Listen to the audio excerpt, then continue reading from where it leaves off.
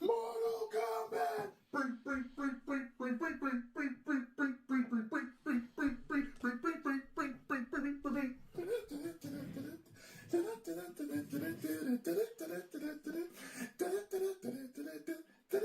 Liu Kang, Raiden, Sonya.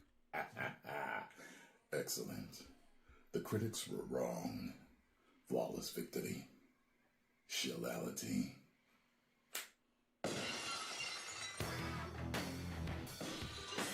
Oh shit.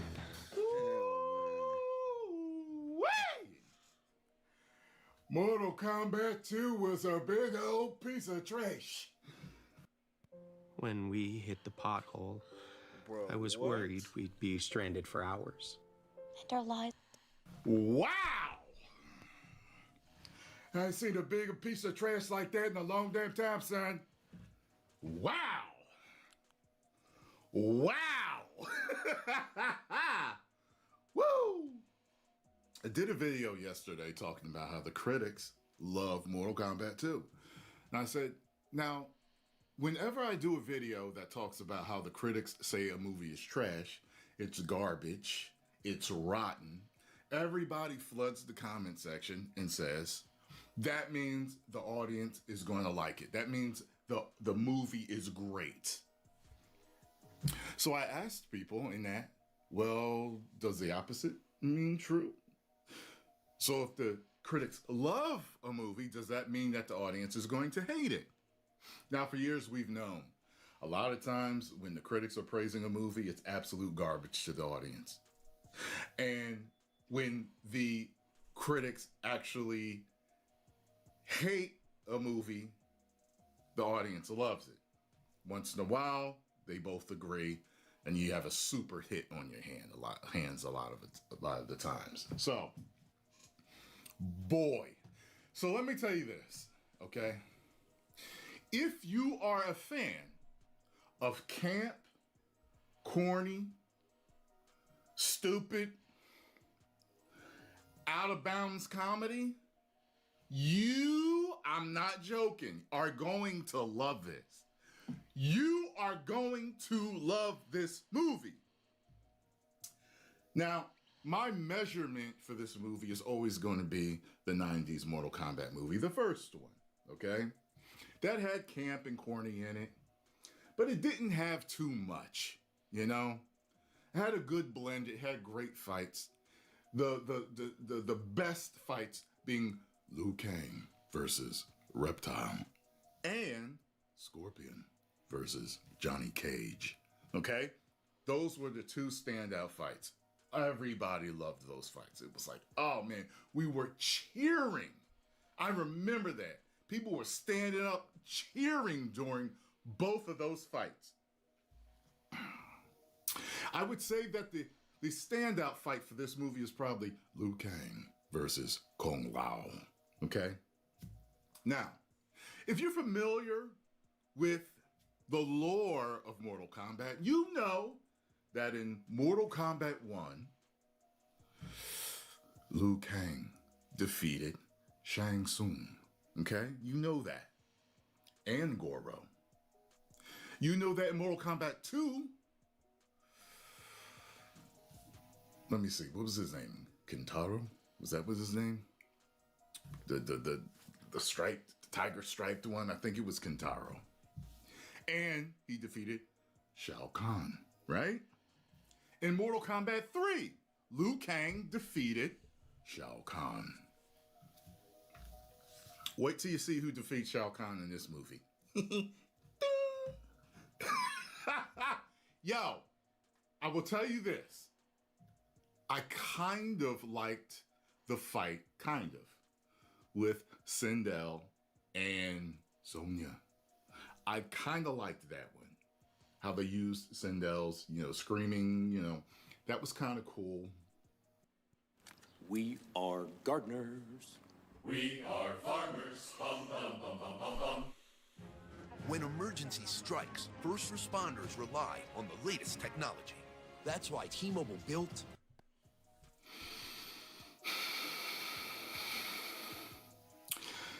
I'm trying trying to think of anything else that was like good. Man, they should have got a younger guy to play Johnny Cage. By the way, there is a particular character that everyone speculated would be offed in this one. You are all correct. And boy, was it brutal. I actually felt bad for him. He showed his true skills and truly did his thing, but it didn't turn out the way it should have.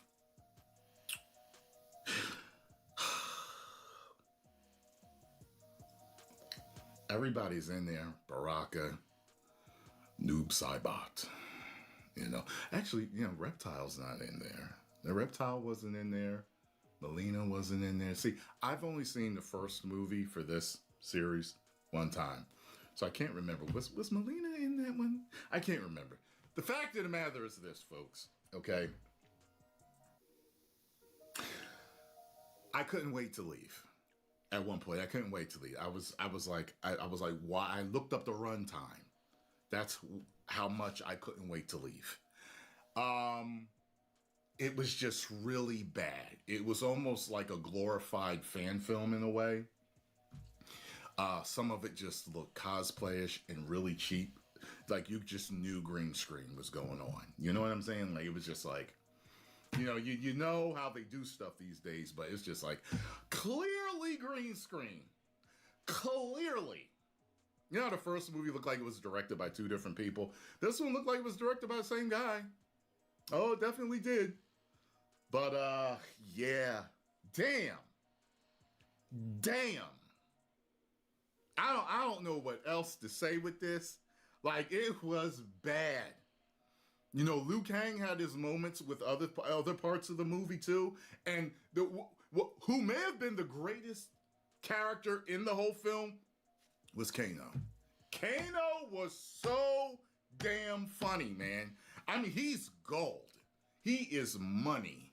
They need a side movie about just Kano and his life. And I would go see that. He's that funny. You know what I'm saying? Carl Urban, he shouldn't have been Johnny Cage. He was funny. He did a couple of things, and there's a particular character in here where they say through the whole movie, he doesn't have powers. However, if you're a fan of Mortal Kombat 1, 2, and 3, you know he does have powers. And he had powers from the beginning. There was no, I just discovered them at this point. You know what I'm saying? So I grew up with this game as well as Street Fighter 2. I'm a fan of Mortal Kombat, a super fan of Street Fighter, okay? At least all the way up till 4, okay? Really followed the lore. That rhymes like the player the game bars. So, knowing the lore, that it's just, if you like it, all power to you. I ain't mad at you. I will not argue. If you love it, and you're like, this is the greatest movie I've ever seen, great. My buddy that told me that he thought that I would like it, try again, pal. Try again. You don't know me that well. We're going to have to spend more time together, have more conversations on the phone, okay, before you start calling me again and telling me what movies I'm going to like. All right? You don't know me well enough, okay? Damn. Post the comments down below. Damn, you gave it a 2 out of 5? Holy shit, bro. And I was thinking about seeing the movie tomorrow morning. Look, I know people can form their own opinions on movies and stuff, but it's like, bro.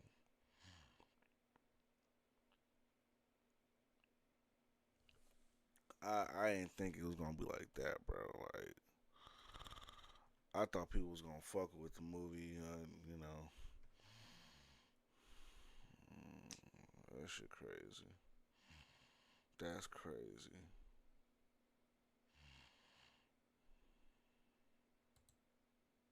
Something that used to terrify me in my business was doing my finances. So now I use Xero. It generates a lot of reports that help me make sound decisions.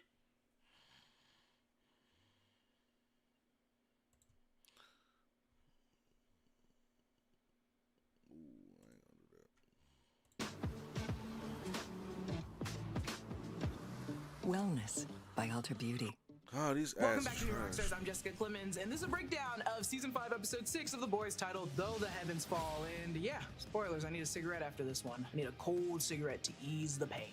This episode is insane. All hell breaks loose, and let's do what we do best. Just go through it scene by scene for all the missed details. I'm still reeling from it. It's a really hard episode. This video is sponsored by Squarespace, the all-in-one platform that makes launching your own website a breeze. Before we get into it, make sure to check out nerdride.shop for the latest fan you do it. This episode begins with Dean Martin's Ain't That a Kick in the Head as we watch Paul Reiser, aka The Legend, get ready for his shift as a Vought Theater employee. He used to be the senior vice president of hero management for Vought, so he's really fallen a long way to now just be working concessions. Butcher asked about The Legend assisting last episode, and this man appeared back in Season 3, Episode 5. And while he knows most gossip on every single soup out there, the character also comes from The Boys comics, and he's kind of like a version of Stan Lee. While Mother's Milk told us that he was in hiding, which he is, we just didn't think it would be like this, because he's kind of in the public still. The man now goes by Chet Vanderbilt, and he always carries some Oral-B tooth floss, Bianca breath spray, and a little itty bitty canister of cocaine, because our man is still a bit of an addict. Side note, the fact that The Legend is going by Chet Vanderbilt, which is officially the whitest of white names, originating in the Netherlands. Gloria Vanderbilt is one of the most well-known ones. She's Anderson Cooper's mom, and meanwhile, The Legend is always spouting off the most old man Jewish facts with his New York accent, and this is just making all of us cackle here, especially Gina, because, you know, like, Jewish, still white, but it's still a very different vibe than Vanderbilt white. Also, Bianca breath spray is a very old breath spray that, like, maybe your dad from the 80s would carry around. The theater is VMC, a play off AMC theaters, and this place is a spoof of AMC in more ways than just its name. In the back is a collage of a bunch of different soups, and I presume they all had their own, like, movies or cameoed in famous Vought studio pictures. Like a lot of AMC theaters, even our AMC Town Center 8 in Burbank, we also have a very similar mural celebrating famous actors and even more famous movies. This may be similar across most AMC theaters, if not all, but it looks very similar to the Texas one with Marilyn Monroe in the center. From left to right, we see Gunpowder. This, I believe, is Tech Knight's version of himself that we saw in Season 4, Episode 6, within his house. It's a parody of the Donald Trump Mar-a-Lago portrait. This might be Moonshadow, who we saw in American Hero. Then we have The Deep, Livewire, Crimson Countess, Black Noir, Swatto, Firecracker, Translucent, Sister Sage, the TNT Twins, Big Chief Apache, and Mindstorm. In front of that weird mural is The Deep, Secrets of Atlantis. This was Phase 7 of Vought Studios' plan. It was to be released after Training A-Train, which of course was shelved. You also see promotions for a tub of The Deep popcorn and Turbo Rush for $32.99, which is almost the same price at the AMC theaters. Jesus Christ, honestly, it's not even that funny anymore. I can't afford concessions. Back right, Sage already has a damn movie. These posters seem to be designed by Jeff Mossa, just as a heads up, because these designs are beautiful, and here he is so you can follow him. Next to the Sage poster is one for Dr. Peculiar, clearly a play off Doctor Strange, and this character comes from the Boys comics. Oh Father has a musical, Deliver Us from Evil is rated R for nudity. Opposite of that is a Firecracker poster, Firecracker red, white, and boom! Next to that is Groundhog's poster. Groundhog was a character we saw in Diabolical Episode 6. He's also on the poster for Crimson Countess's movie. Speaking of Crimson Countess, in later shots we'll see on the main floor another Crimson Countess poster. On the right, they're making fun of the new Superman poster as Homelander's film. Homelander says look out instead of look up. And to the left is another Oh Father poster, and of course the stupid Deep popcorn bucket. It's like the Wolverine popcorn bucket that was making fun of the Dune fuck bucket. Also, oh my god, they gave the Deep's popcorn bucket teeth. As if it wasn't already horrifying enough, you put teeth on it. Get it away from me. Get a restraining order. The Legend takes a deep inhale of the popcorn and then says this. You know what the smell reminds me of?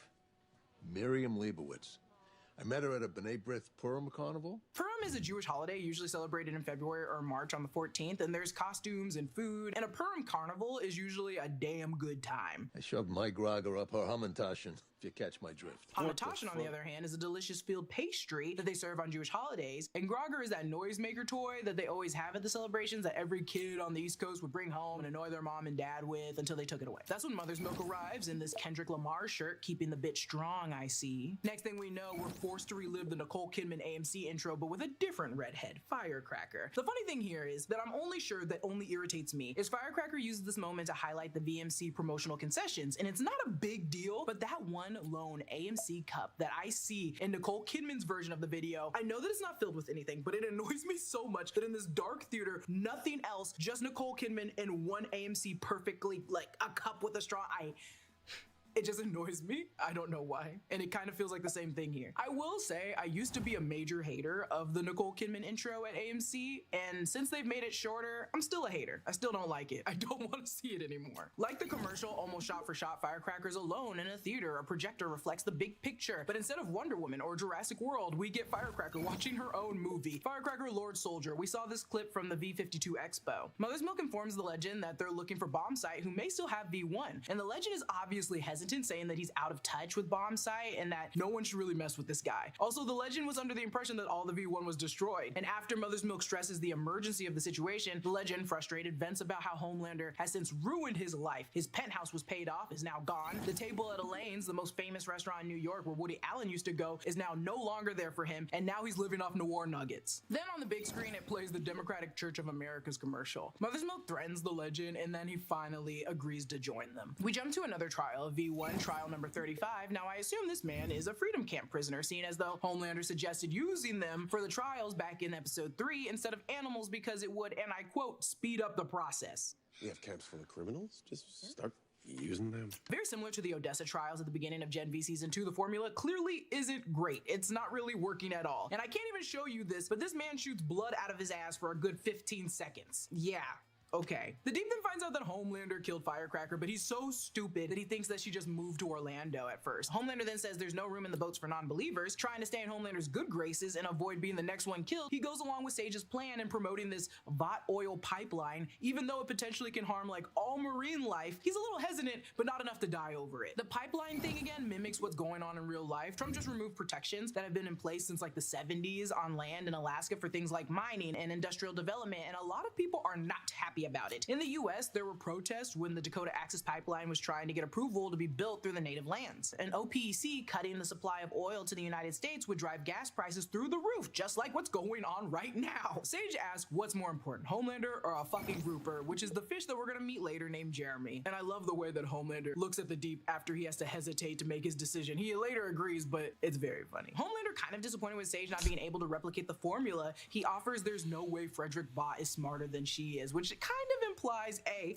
Homelander knows that you're stalling, or B, he will eventually know. And an incredibly unnecessary visual, as Sage leaves, the dead body squirts out a little wet bloody fart that drips over the O in the boy. So does that count as another look at like hole? What? What are you talking about?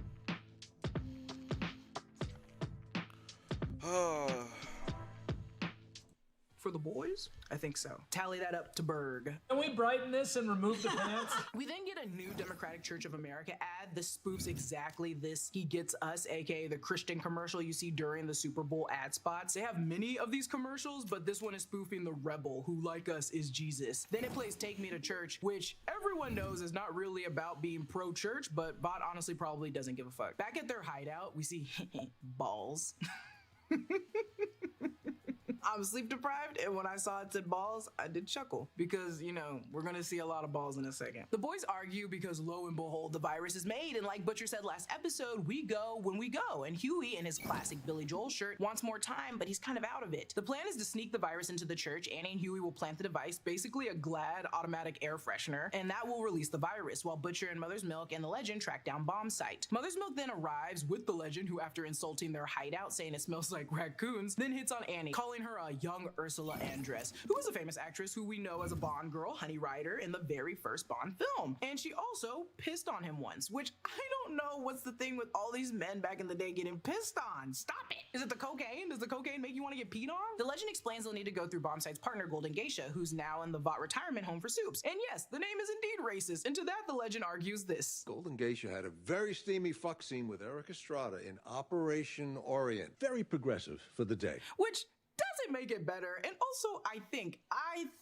legit this is a real movie. And let me tell you something, I don't know if this is a real movie, but I'm sure my computer got a fucking virus looking into it, because tell me why the full movie is only available on porn sites. My PC is not protected. Whoa.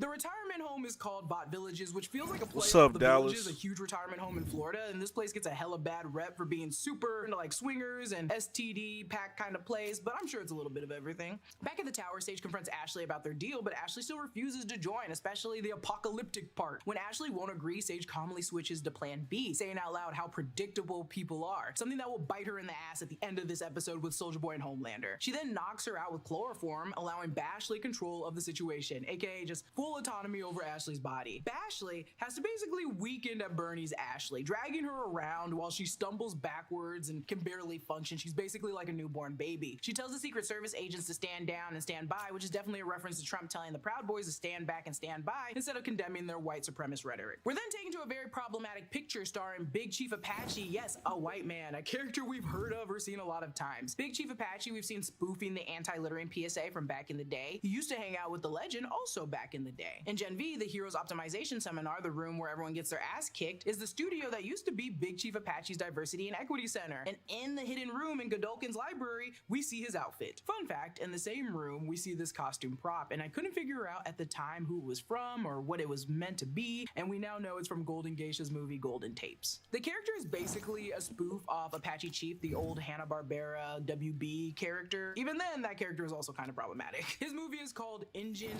Number 9, a play off Engine Number 9, which is also very horrible, and I don't want to ever say that sentence again. At Vought Villages, like Mr. Marathon's mansion, there's so many Easter eggs. The first poster we see is the savior of Saipan. Next to that is another bomb site poster for Air Raid on the left, and on the right is Moonshine Thunder featuring Golden Geisha. In the back are drawings for Private Angel and Bomb Site with his blue gloves. There's an invisible soup also walking around with Insure right now. You see the old man himself in the back, Big Chief Apache. In front of this man on the left is Bomb Site's The Curse of Fu Manchu, which we saw during the V-52 Expo. We also see Torpedo's Merchant Mariner, who we'll see in Vought Rising. He also has another movie poster, Midnight at Midway. They're living the dream here, playing bingo when Golden Geisha is interrupted. She's played by Naoko Mori from Doctor Who and Torchwood. Also, she's only 54 years old, and it looks like they had to add wrinkles with makeup onto this woman's face because she is timeless. Oh my gosh, she does not look like she's in her 70s. In the background, you can spot a monitor listing the day's activities, though it's a bit hard to read. The movie night features Dawn of the Seven, of course. There's a birthday party for Maple with psychic entertainers labeled raunchy.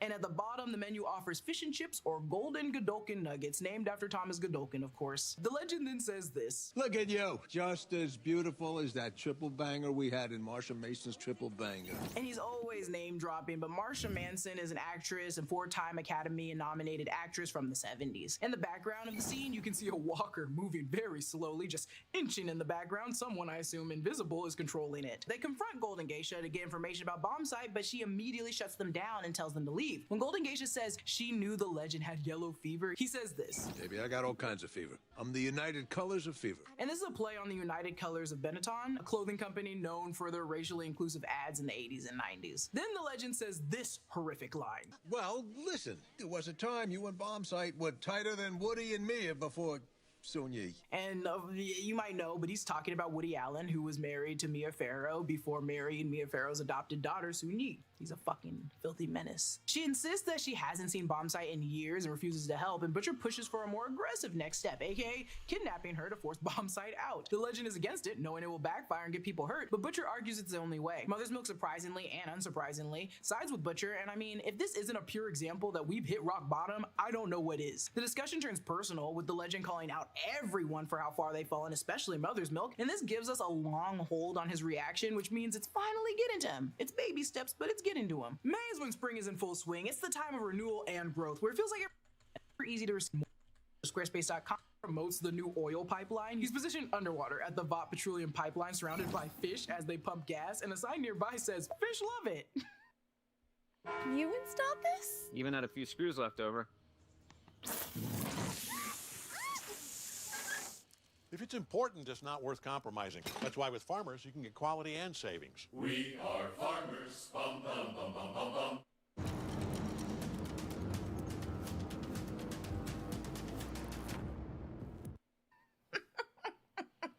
This is so funny. When we pull out, we see Black Noir 2 is watching the PSA on the Deep's Instagram page. Over 12,000 people like it, along with Jetstreak, who I thought died from from the virus, so who's overseeing his social media? It used the hashtags like Green Guarantee, Vot Cares, Green Crusaders, and Make America Super Again. We know that one. Huey and Annie share a very rare, quiet moment together, joking around and looking at shapes in the clouds while trying to hold on to some normal life they could be having. And the moment is just really sad because it feels like Annie is trying to say goodbye in a way, but they acknowledge it. Back at the tower, Sage calls Soldier Boy in again, and this allows Bashley to read his mind, to which we find out that Soldier Boy's mind is very scary, something that will be seen in Vought Rising. Additionally, they have the lead on V1. Bombsight has it. Soldier Boy hates Bombsight, and Homelander has been tracking him with orders for everyone not to tell Sage. And as Sage expected, Soldier Boy is thinking about helping Homelander, and he's somewhat proud of him, but also ashamed of that. The plan now becomes Sage removing her tracking chip and disappearing sooner than expected, to which she says it's time for phase 3. Then Sage brings out this fucking Queen Maeve journal. This is a journal that Sage kept very close to her chest throughout season 4, and it was dire to me to understanding her overarching plan that during season 2 of Gen V, I kept a tracker titled every time Sage was writing in that damn book. And spoilers, there aren't that many times, but I digress. In season 4, episode 5, she does show it to Tech Knight, and he says, Jesus fucking Christ, are you serious? We later learn how they want to use his prisons as freedom camps, which, check, that could be what was in the journal. At the end of episode 7, she leaves it behind, and I think it's in hopes that Homelander would read it. Then at the finale, she picks it back up from Homelander's penthouse, announcing it was time for phase 2. So our girl's back in it, and I'm back to being confused about the damn journal. Mother's Milk, Butcher, and Kimiko plan to knock out Golden Geisha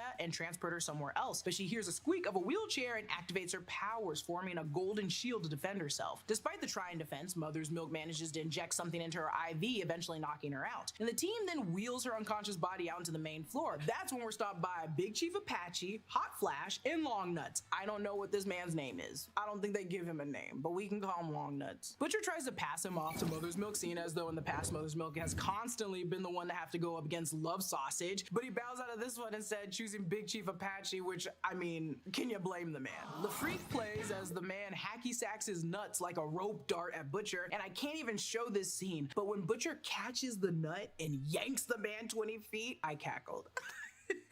So funny. It's genuinely funny. This is the funniest scene I've ever seen in The Boys. Kimiko uses one of the used bedpans to douse Hot Flash, and Butcher beats this man with his own testicles, almost killing him. Then they're interrupted by Frenchie, thank God, and this ends the madness. Back with Soldier Boy and Homelander, the address takes them to an abandoned house with a laptop that has Homelander, and Stormfront, who is speaking German, mind you, posts the Ryan lasering doing some sexual stuff, which we all remember and don't need to revisit anymore, but they keep forcing us to. What I expected to happen happens. Homelander confronts Soldier Boy finally over Clara, and he insisted he was keeping her alive out of love, though I don't really know. It felt like a little bit of obsession and manipulation, but sure, it was love. The two begin fighting over Clara, and Homelander quickly realizes it was Sage's doing. She planted all of this. However, that doesn't matter to Soldier Boy, who leaves upset. We're now with Annie and Huey, who are planting the virus at the Democratic Church of America. First, they have to loop the security footage, and then they go on to step 2. Once inside, they see a wall of every psychic in the country, and Annie even questions what Homelander would want with them. Strangely, Kate is on this wall. Kate from Gen V. We'll get into this more at the end of this video, but the only reason I could see Homelander or O-Father tracking psychics or mind manipulating soups is an easier way to just force people into believing in Homelander, like some sort of brainwashing in a way. It's also weird not to have Annabeth on there, but I guess she was a precog. They run into a freezer where they find Firecracker's body, so now they all know. Back with the boys attempting to call Bombsight from Golden Geisha's phone, they can't get a hold of him, and they believe she's still lying, so Butcher moves on to the next step, which is torturing. And lo and behold, frickin' Sage has decided to switch sides and offer to help them instead. And she's back into repping Detroit tees like she was before she was officially forced into the 7. She reveals that she knew about Huey and Starlight's plan to plant the virus and that she can easily track their movements because they make it so damn easy. Her pitch is simple. She also wants Homelander dead before he becomes immortal due to the V1, and she thinks she can actually reach Bombsight. Despite not trusting her one bit, she is still making sense. There's a moment that Sage says this. I will be in my nice quiet bunker reading Wittgenstein in peace. Berg flagged this, but Eric Kripke is related to a famous philosopher of language, and one of his most famous works was his interpretation of Wittgenstein's book, this one. It's notable for not being quite Saul Kripke's philosophy, but also not quite being Wittgenstein's philosophy as well, so to the point where it's sometimes referred to as Kripkenstein's philosophy or Kripkenstein's. This all calls back to the first time we actually met Sage. She's actually reading Saul Kripke's book. Now with Ashley, who is dealing with the pipeline that broke, we now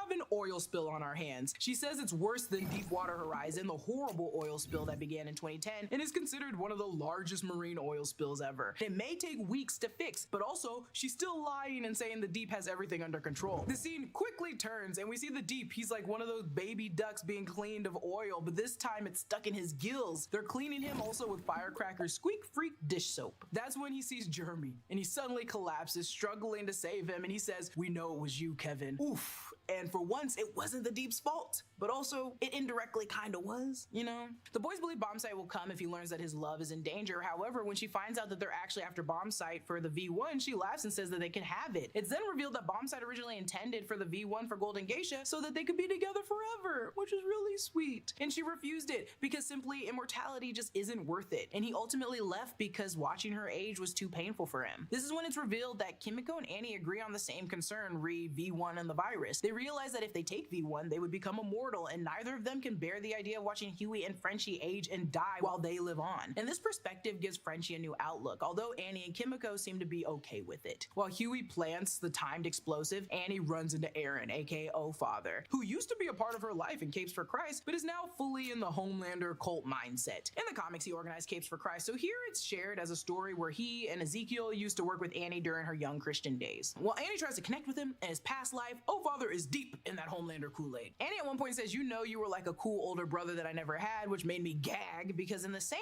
room, Homelander said a similar sentiment this season about A-Train. O-Father reflects on his past, recalling how he first began preaching at 9 years old in a moldy tent in Greenwood, Indiana. He remembers people coming to him and begging for prayers, asking him to heal their illnesses, protect their children, which, let's not forget his own, hidden history and questionable actions, is what I said. Annie and O-Father then have to go one-on-one, which is not going well for Annie until Huey steps in with the virus, using it as leverage so he won't kill Annie. And it turns into this tense standoff where everyone's basically holding each other hostage. And even after all that, O-Father is still all in on Homelander and lets Annie and Huey go. We don't know if they set up the virus or if they just depart unfinished. Back with the Deep, he's watching VNN coverage of what's being called the largest environmental disaster, and he's just breaking down in tears, and I love it. I honestly could rewind it a million times. Not because the fish died, just because I hate the Deep. Black Noir mocks him and reveals that he was actually the one responsible for sabotaging the oil pipeline and causing the disaster. Enraged, the Deep retaliates, choking him with an XLR cable and stabbing him in the throat with his own knife. Black Noirs can only die to their teammates in this universe for some reason, and I hate it. Ugh. And he's dead, and that's the last we're gonna see of Nathan Mitchell for the rest of the season. Oh, Nathan Mitchell, you did such a good job. We love you, Nathan Mitchell. And now the Deep is panicking. Back with the Legend, who has returned to his theater job, listens as his manager Tanner is murdered by Homelander, and there goes those damn violins again. Back with the boys, Mother's Milk and Sage have this talk about morality in their actions, basically admitting that they're both in the wrong. Even though Mother's Milk doesn't enjoy what he's doing, it doesn't really matter. He's still killing a full group of people. And if anything, Sage, I'm not saying Sage is right in this, but Sage thinks,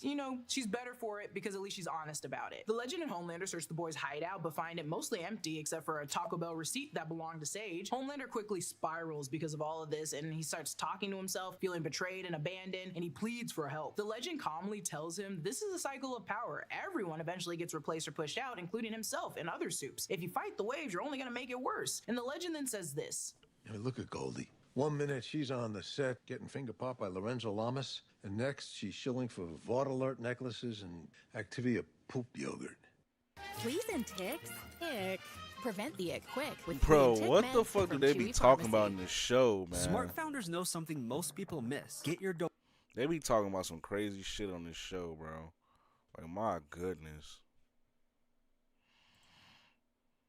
But Lorenzo Lamas is a very famous actor from the 70s. Now, I will say, I'm ignorant to a lot of celebs, truth be told, and I have to say, when Gina and I were tag teaming this breakdown, she let it be known clearly who this was. She said, "Jessica, please, this man was still starring in Renegade well into the late 90s, and I was still watching him on that and TNT, so don't make me feel old. Also, Falcon Crest went from 80s to 90s. And maybe, yes, I didn't know that. But I did know the spoof for Vought Alert, which is a play off Life Alert. I know that one, and I also know that he's making fun of Jamie Lee Curtis, who might still be doing the Activia poop yogurt commercials. I don't think she is. Homelander realizes the Legend isn't afraid of him, and instead of killing him, he lets the Legend go. And in an interview with Screen Rant, I really like how Krip Kitty explained and explored why he didn't kill the Legend. It's not about the advice, but I think it's two things. I think he has this weakness for paternal figures in his life. Soldier Boy, Edgar, Legend, and he cannot bring himself to kill them. I think that's a big part of it. I think a really big part of it, though, is that the Legend isn't scared of him. Keep that in your mind. Maybe that's why he hasn't killed Butcher. Maybe, I don't know, maybe, I'm not sure. After barely escaping, Homelander immediately contacts someone for tracking coordinates to Golden Geisha's VOD alert necklace. Back with Bombsight, aka Robbie, starts taking them all one by one. A piece of me believes this anger is coming out of him, you know, trying to save his girl, but I also think it's just because he's mad at the situation and he also might be extremely high. Remember, this man likes heroin. Frenchie promises to destroy the V1, but Bombsight doesn't believe in him, and this begins the real fight, taking on everyone, basically destroying each person, including Butcher's tentacles, tossing him like the nutsack guy. Frenchie and Mother's Milk try shooting him, but it only makes it worse, and when Bombsight moves to finish off Kimiko, Golden Geisha steps in to protect her. That's when Soulja Boy arrives, unleashing their almost 100-year-old feud. In the chaos, Bombsight tries to escape by flying away, but Soulja Boy latches onto him mid-air, and the two are dragged out of the building while continuing their fight, landing in the open field. And this field we saw from the trailer, so it was clear where this was going after this battle. Also in this scene, Soulja Boy notes how much he hates flying, which calls back to when he wouldn't let Homelander fly him around. Well, we could still fly the rest of the way. I told you, you're not fucking carrying me.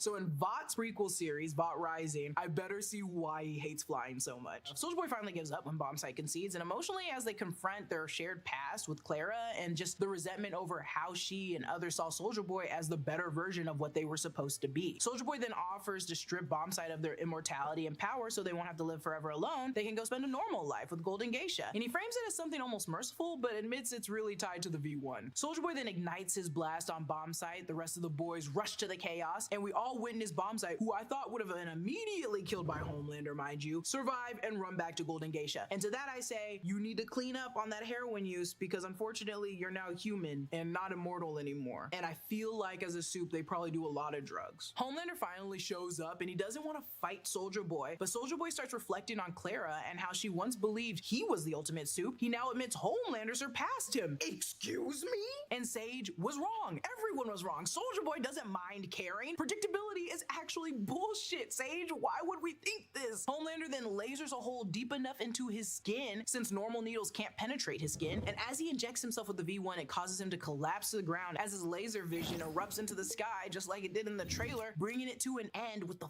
fucking violins playing again in the background. There's so much to take away from this episode, and thank God there's still 2 episodes left, but you know, elephant in the room, clearly he got the V1. And as a pessimist first, optimist second, I'm saying this like you guys should take pride in me saying, we don't know what's gonna happen next. You know, he could like instantly die from this or go into a coma. I also don't know. I will say I'm most likely wrong and trying to lie to myself because we haven't seen this scene from the trailers yet. Also, the wall of psychics in the Democratic Church of America, why else would they need them? There are a lot of possibilities. First, the most likely, in my opinion, brainwashing congregations makes it really easy to sway the masses into believing in Homelander as the one true God. The only downside, this would require Vought to trust that these soups wouldn't retaliate. It only takes one to restore everyone's memories or their sense of morality and expose that they've been manipulated in the first place. That said, there's another angle. Psychic mind manipulating soups would naturally be a threat to Vought, so this could be a way of tracking who's out there in order to eliminate potential risks. Lastly, and arguably, I'm not saying Father isn't wrong or a bad person, but there's a new kind of gray area where there's the potential that someone may have already manipulated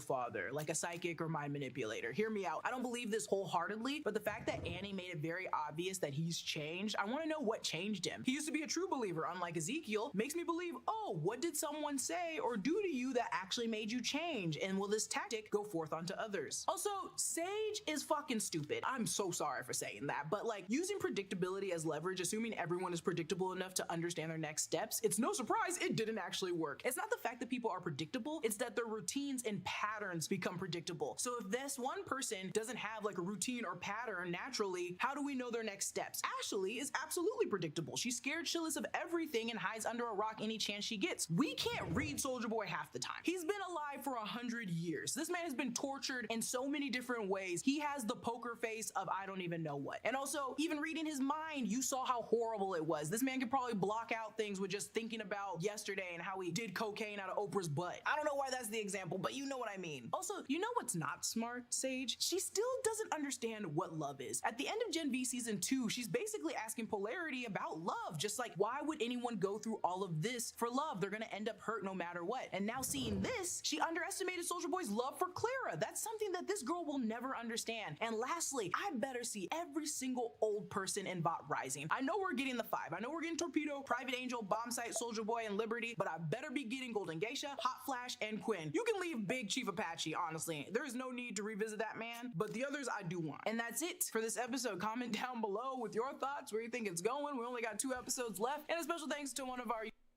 No, that shit's crazy. That's crazy, bro. That shit crazy, man. What the fuck? 2 more episodes, y'all. 2 more episodes. Season been like a lot of filler. Well, not filler, my bad. People been saying it's a lot of filler with the episodes that's been coming out. Yeah, that's basically the approach that they took, Dallas. Like Homelander is trying to be seen as like this a god, basically. Like he's the god, basically. That's basically it, bro. Like that's the whole thing. He's trying to be shown like he's the god, and that he's the end all be all. And if you don't praise him and look at him as like a god, he's gonna kill you. That's basically it. So yeah, it's kind of funny, but yeah.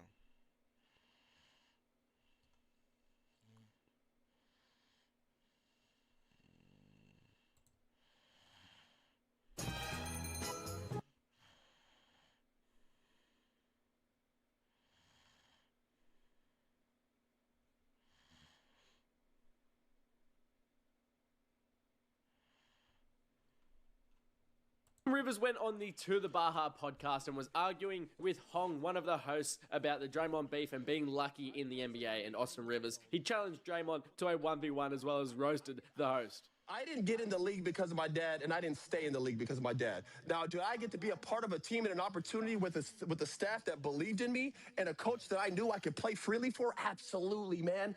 That's why I came back. That's why when Portland offered me $40 million, that's why when Phil Jackson was trying to explain the goddamn triangle offense in my living room, I didn't go to New York. I went back to LA to get that bag so I could go play for my pops and I could play freely and be myself, which I actually ended up doing pretty fucking solid as a role player under Chris Paul, Jamal Crawford. That's what my role was. That's all I ever was in the NBA, was a role player. I was never a star.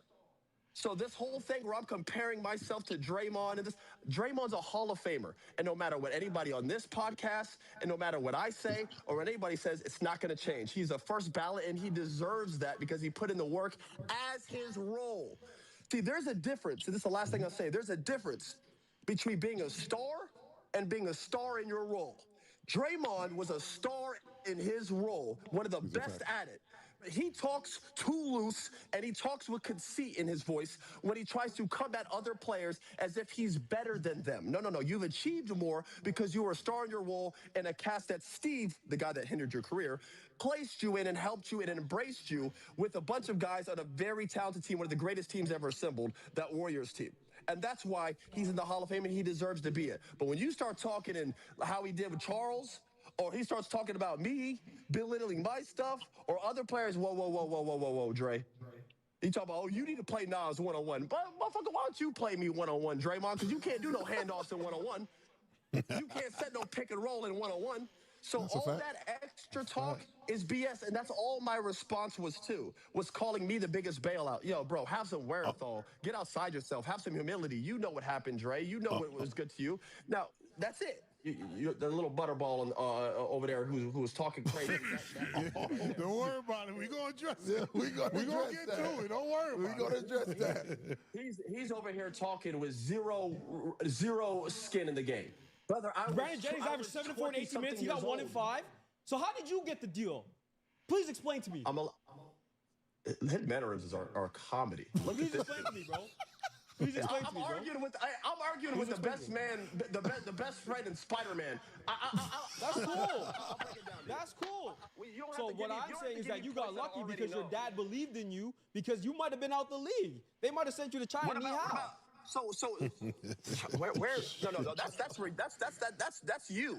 That's No, I'm not even good enough to get there.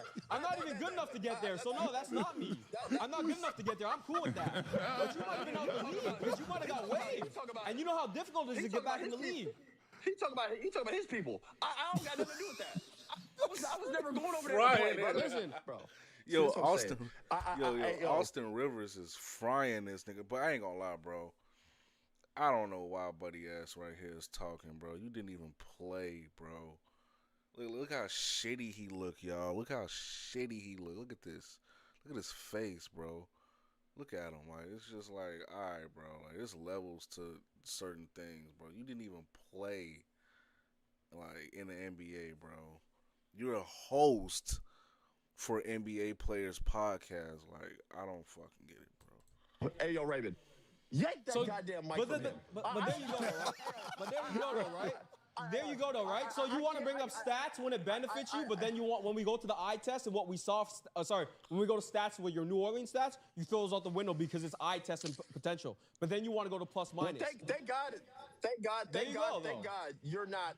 Thank God you're not a front office guy, because if you just look at black and white stats and try to judge every single player, we'd have a lot of guys not getting second chances, third chances on teams becoming stars. My problem is you get there with your fucking little laptop and you try to point holes through someone's career, not knowing the time and energy, the pressure, and how much fucking time we had to live in a gym and get it out the mud. Just because I didn't come from the hood doesn't mean I didn't get it out the mud. Brother, this isn't the family business that gets to get passed down to you.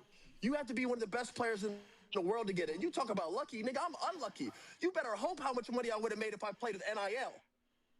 You know, you could... Bro, I don't know if y'all saw, but Austin Rivers was literally spitting, like, out, while he was getting on dude ass, bro. Oh, man. It's a lot of drama, y'all. It's a lot of drama. It's a lot of shit to react to, y'all. I ain't gonna lie. Bro, I just don't get it, bro. But I'm guessing I'm about to watch Charlie. I'm pretty sure he's about to talk about Mortal Kombat, y'all. So Mortal Kombat 2 just dropped, and I just wiggled these cheeks on home from seeing it in the cinema. I liked it. I think in every possible category, this was a drastic improvement over the last movie, which I recognize is not the most awe-inspiring of praise. It's a pretty low bar to clear. That's like saying the last suppository I took hurt my butthole the least. Though, I will say, even Mortal Kombat 2021, I actually did enjoy. I know a lot of people hated it. I totally understand why a lot of people hated it. But for me, it was just the perfect amount of silly that it became charmingly enjoyable. Like, by no means was it like a great film or anything, but I did like Scorpion and Sub-Zero duking it out in the beginning and the end, and I thought there were some good fights sprinkled throughout, though there was a lot of dead air and a bit of a slog, especially because the main character, Cole, was entirely uninteresting. Damn. They just went into the default character creator and just shipped out the most plain person ever. They gave you fucking a scoop of nothing burger with that guy, but overall, I still did enjoy the 2021 movie, but Mortal Kombat 2 is much better across the board. Now, real quick, I just want to let everyone know before diving into the spaghetti and the meatballs here, Starforge is doing its largest sale on 50. Check that out now. Lincoln introduced to Johnny Cage, and then he gets chosen to be Earth's substitute champion after what happened to Kung Lao in the last film. And then they just instantly start the tournament. They go match after match after match after match. It's fucking fun. And it is unapologetically true to the video game, to the point where they're even using, like, the character's actual move sets. For better or for worse, because a couple of the moves work really well in the game, but on screen look kind of fucking silly, like Sindel. Sindel, all she does is just spam her scream, which is kind of, But it's true to the video game counterpart. So I appreciated that. I also appreciated that some of the arenas they fight in are genuinely straight out of Mortal Kombat levels. Like, they actually, like, one-to-one recreate little pieces of the levels from the games. Like, we'll get into spoilers right away. We'll immediately get into spoilers. when Cole fights Shao All right. So he's about to get into spoilers. So if you guys want to see that movie, I suggest like you just leave chat. Me, I ain't gonna lie. At this point, bro, I'm kind of uninterested in seeing a movie now. I'm just not about to pay $20-some for a movie if it's gonna be trash. So. Kahn in his match of the tournament, it is on a level that I believe is iconic, that I know mostly from Mortal Kombat 9. I've said this a lot, Mortal Kombat 9 is my favorite fighting game of all time. I mainly spammed Ermac, Noob Saibot, and Raiden. 2 out of 3 of those characters are in this movie too, by the way. They dusted off Noob Saibot for this bitch. That is so hype. But anyway, they actually have Deadpool in this movie. The stage, not the fucking Marvel character. The level with all the acid, I'm sure if you've played Mortal Kombat, you know the stage. You know that level. And Cole fights Shao Kahn on that stage. And it's a really good fight. And it ends with Cole getting his head popped like a watermelon under Shao Kahn's might. And it's not like he was just like a pushover. He didn't get, fucking folded like origami. He did put up like a valiant attempt, and he actually would have won if not for a power-up Shao Kahn had just received. And I really like that fight. And it also shows that they are very receptive to what everyone was saying about Mortal Kombat 2021, that Cole was the weakest part of it. And instead of like trying to improve that character, they just said, all right, fuck it, we'll kill him.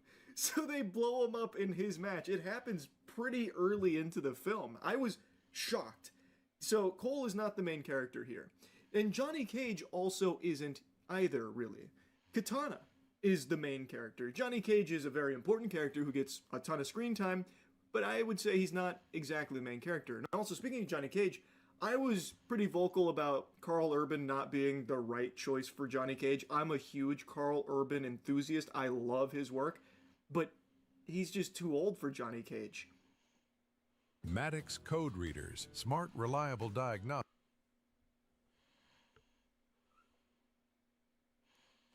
Yeah, I don't know why they chose that dude as Johnny Cage, bro. Can I help you feel better? That's what I thought before I saw this film. And now that I've seen it, I still think probably wasn't the best choice. They did a very different Johnny Cage. So he is not like the, smooth-talking, badass, shit doesn't stink, confident dude from the games. He's a very different character. He's in his twilight years, he's washed up, he's aged out of his stardoms, his movies are treated like a joke, no one's even going up to his booth at Comic-Con asking for autographs, so he's older, and they lean into it. And I think it actually works in the context of this film, like it's not like bad, but being familiar with the Johnny Cage character, it's super different, and I don't necessarily think it's better this way, with the way it's done here. I feel like it probably would have been even more fun if they had, like, a Johnny Cage like in the game. Because every other character in this movie is pretty true to their video game counterpart. So while I do think Karl Urban did a good job with this character, I still think it probably would have just been better to stay more true to Johnny Cage from the games. Because I think that would have fit the tone of this movie even better, because it is just constant action. And a large part of it is Johnny Cage trying to, like, figure out why he was chosen when he's really just kind of an actor, not really like a hero. Like, I get that, but that's not even like the actual emotional heartbeat of the film. That falls onto Katana, who I think has more screen time than him anyway. He's still shit-talking, he's still nut punches, which are two things that I think are integral to Johnny Cage's character. Both are intact here and delivered very well. But as far as shit-talking goes, by far the best is Kano. Kano carried the last film. He was the best part of Mortal Kombat 2021. And in Mortal Kombat 2, he returns. They literally bring him back from the dead because, again, it feels like they were listening to the feedback. They heard everyone liked Kano, even if they hated everything else. So they're like, okay, here's more Kano. We're bringing him back from the dead. So they bring him back from the dead, and then he instantly gets brought back into the fold in a big way. He doesn't have, like, the most screen time or anything, but he is very present throughout the rest of the film once he comes back. And he is fantastic again. So now you have Johnny Cage talking shit, you have Kano talking shit, and they bounce off of each other often, and I think it works. And speaking of what works, I cannot compliment the fighting enough. It is so fun to watch, even at times a bit goofy, but one fight in particular really stood out. It is the Liu Kang vs. Kung Lao fight. That was fucking cinema. It was so good. It felt so in line with the games. It felt like I was watching like an actual goddamn esports match here with someone playing Liu Kang and Kung Lao. It was great. And it was so cool because the hat's going all around the arena, so they have to keep constantly dodging the hat while also, you know, Liu Kang doesn't really want to kill him, but he knows that he doesn't really have a choice. It is so good. And the fatalities in here are nice and over the top as you would expect them to be. Just genuinely, they did everything right when it came to its action. But of course, and I'm sure no one's going to be surprised to learn this, the story and like the actual writing like around the narrative isn't that strong. But you're probably not going to this movie expecting it to be or even really wanting it to be. And counterpoint, this movie knows it. Like, I feel like they know that the writing is by far, like, their weakest part. The narrative, because, like I said, I think Johnny Cage and Kano writing was strong. But, like, the narrative, as well as some of the other characters, don't have very strong writing. So, they instead don't even bother putting that, like, front and center. Instead, it is just always fights, like I said. You go fight, fight, fight, fight, fight. Then they do try and sprinkle some character building moments in there to flesh it out a little bit, and it's fine. It's not great, but like it's fine. It's enough. And then it's right back to fight and fucking and all of that. It's so like they don't put a whole lot of eggs in the basket of their narrative, which if you like Mortal Kombat, you go in as a fan, you're probably going to be pleased that they give you just enough. Tournament starting, it's game time. And also, there's this medallion that has given Shao Kahn immortality, so we got to destroy that too. But we've also got to beat ass, eat ass here in the tournament in Life or Death, and it's constant clashing. Which is great, but the narrative is a mess. Like, the narrative isn't good. And it seems like they were aware of that, so they really kind of pumped the brakes on making the narrative like a big part of the film. Like, heavens to Betsy, Cole, the main character of the last film, dies pretty early on, brutally murdered. The whole gang knows it, and he is never mentioned again past the initial, like, where's Cole? And they go, aw. Then you never hear his name again. Not once. I mean that. Not a single time does Cole's name come up again. And this was the fucking protagonist of the last movie, by the way. Jax as well. Jax dies right in front of Sonya Blade, and she's like, no! And then you never hear his name again. They don't even acknowledge his sacrifice or anything. His name never even pops up. So, like, the narrative is a mess. And even outside of that, then you have Jade, who is back and forth, like, Katana and I are like sisters, but I gotta turn her in, and my loyalties lie with Shao Kahn. And then she decides to, like, betray Shao Kahn a couple scenes later, but there was never, like, a huge thing that explains where that change of heart came from. Like, she was pretty set on, like, Shao Kahn, and then she had, like, a brief conversation, was like, alright, fuck it, and then it goes and helps the good guys. So, like, it bounces back and forth. The narrative is pretty sloppy, but again, it doesn't feel like they were putting a whole lot of focus on it, so it's not overly detrimental to the film, but I do think it's something that sticks out, definitely worth mentioning. Overall, I enjoyed watching this movie. I had a fun time watching it. Like I said, Noob Saibot's here. And I will say, Noob Saibot is very hype. The fight with Scorpion and NetherRealm, great. Really good stuff. But then the writing kind of rears its ugly head at the end there when it comes to Noob Saibot. I won't spoil exactly how that unfolds, but it was a little rough what they did with Noob Saibot there at the end. But anyway, like, that's crazy. Well, I don't know, man. Even with the spoilers, I don't know. It's like I haven't seen a movie. Well, I saw Michael a couple weeks ago, so I might still see Mortal Kombat 2. I didn't see the first one in theaters, but because I knew it was gonna be trash. Plus, I'm not really into Mortal Kombat like that, but I just heard it was trash. And now they're saying the same thing with this one. You say you finished the drawing.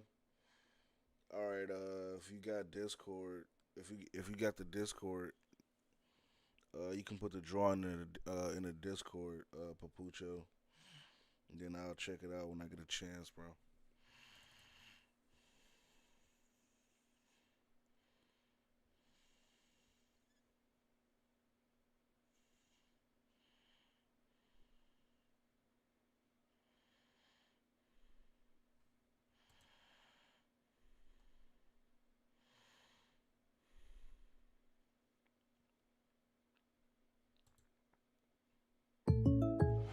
guys are just like Stay.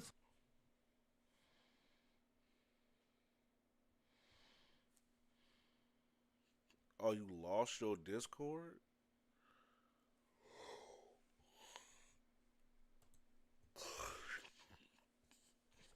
You say you lost your Discord? Put it in the community post. You can still put it in a community post on the channel. Mad as fuck.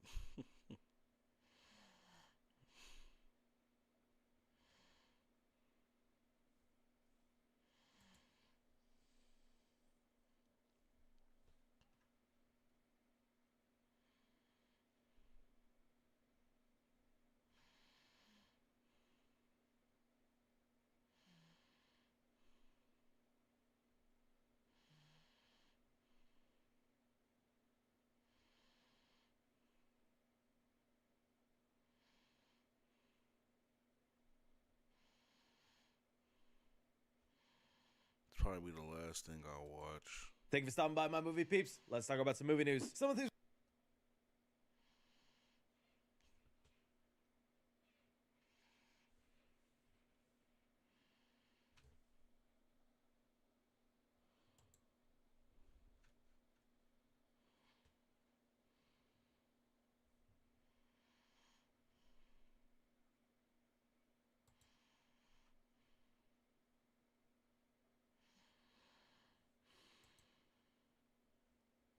Thank you for stopping by, my movie peeps. Let's talk about some movie news. Some of the things we're going to be looking at here today, guys, is we've got Matthew Lillard joining the cast of Man of Tomorrow, a wild update on the Planet of the Apes franchise that is making a lot of people kind of sad. And a lot of you wanted my opinion on the Melissa Barrera article where she calls out the cast of Scream 7. We'll be diving into that and so much more, so you know the drill. Hit that like button, subscribe if you haven't already, and well, let's jump into the first story. And well, one of the first things I want to discuss here is earlier in the week, we did get the trailer for Evil Dead Burn. The first little teaser that they put out, I thought was simple enough, just a bunch of madness going on in the house and us following the main character go through it all, but this is a much meatier trailer that gives us a better idea of the movie. And man, am I excited for this thing. It looks like the plot is going to follow this woman who is now going to the funeral for her husband, where she is then staying with her in-laws in a house in the middle of the woods and finds herself the Necronomicon and begins to read a passage. How many of us would look at a creepy, disgusting, flesh-ridden book and decide, I think I'm going to read a sentence or two from that? You know, we say we wouldn't, but I think some of us would, unfortunately. I know I probably would. And then, of course, family members start becoming possessed, deadites, and then it just looks like bloody, gory fun. That's one thing the Evil Dead franchise is going to deliver is some really nasty-looking scenes. And yeah, everything with, like, the car headrest coming out of the mouth, the woman taking a shot of wax, even just the guy falling on the dishwasher. Very nice stuff. Some Evil Dead fans have even noticed a couple of interesting connections to other Evil Dead properties. There was a lot of talk of the actual house being connected to one of the main characters of the Evil Dead TV series. Admittedly, have not checked that out yet, but I've been meaning to. So there's a connection there, but I think the biggest one that really fascinates me is this connection to Evil Dead Rise, where we see the woman from the lake who gave us that gnarly title card is showing up again here, probably segueing us into this story, and that'll kind of be the connective tissue for the two movies. And this connective tissue and the way Evil Dead is kind of going about things, I'm loving, but I do have like one little concern with. The part I'm loving is that we can just tell random stories within the Evil Dead without too much continuity, and it could always just be something wildly different, or at least the potential is there for it to be wildly different, because that goes into my one concern. At the end of the day, looking at this story and comparing it to Evil Dead Rise, kind of similar. It's a family in their home who read from the Necronomicon and then get possessed slowly until they can survive the night. I am hoping that the movie actually has more lore or interesting things going on, and it's not just that simple, because like even looking at something like Army of Darkness that is so wildly different than the first two Evil Dead movies, the potential for what you could do with Evil Dead I think is pretty limitless. And I would hate for every movie just to be a rehash of, okay, now they're in this location and now they're possessed, but they're in this location and now they're possessed. I think that could grow stale. So here's hoping there's actually more lore or fascinating things going on, but if not, hey, I'm willing to see a family get butchered up one more time. How did you guys feel about the latest trailer for Evil Dead Burn? Something else that kind of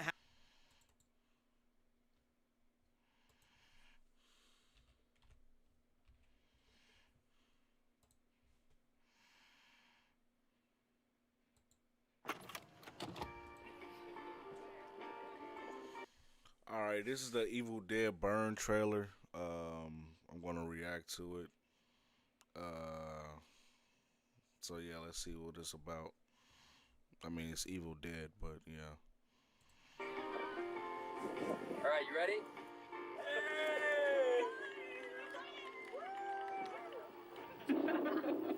Thank you, Joseph. That was beautiful. No. That's Will's seat. Where's the wedding ring? Alice, you were his wife. Why aren't you wearing it? I'm not sure. Did you sell it? No, of course not. And get a good price. I really think we should do this another time. No, now's the best time. Will's looking down on us from above. From above. He's down below.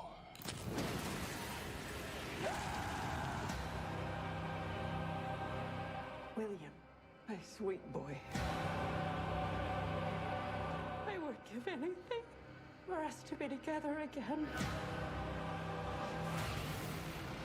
My grandfather believed the devil would return if anyone read from the Book of the Dead. Cool down.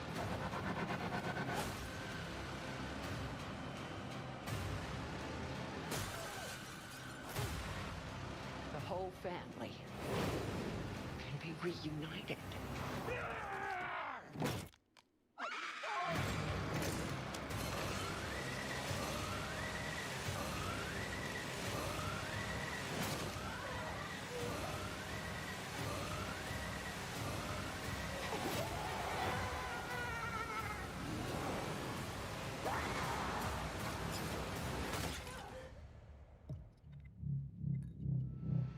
Cheers to your perfect family.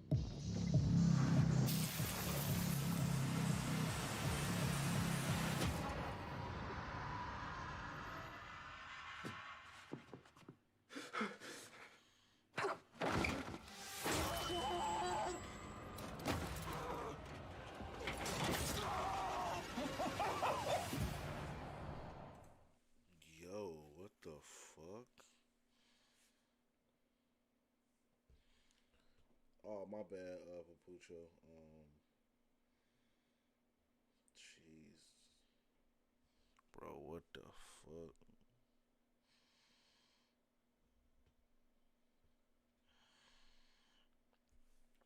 I don't know if you can't do it, I don't know, like, you should be able to post in the community post, bro. Like, if you go to the channel,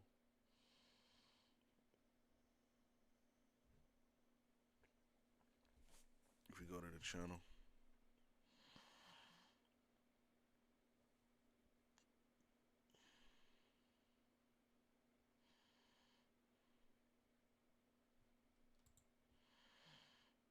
Whoa, looks like you're backing up a bit here. Okay, Luann?